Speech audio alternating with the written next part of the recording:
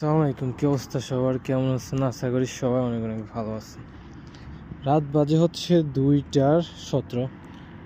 দেখেন, একলা কিন্তু হাঁটতেছি, পাশে কেউ নেই। আর আমার দেশ হইলে মানে আমারে কট দিয়া সবার আগে আমার সব তো নিল, বলতো একটা কিডনি দিয়ে দেয়। মানে এই যে মানুষ বিদেশ আসতেছে ডিগ্রি পাস কইরা বা বিভিন্ন মাস্টার সার্টিফিকেট নিয়ে, লাভ নাই তো। কারণ দেখেন, দেশ তো কিছু দেয় না আমাদেরকে, কিছু দিছে, যার জন্য হচ্ছে মানুষ বিদেশ আসতেছে, কিছু করার নাই।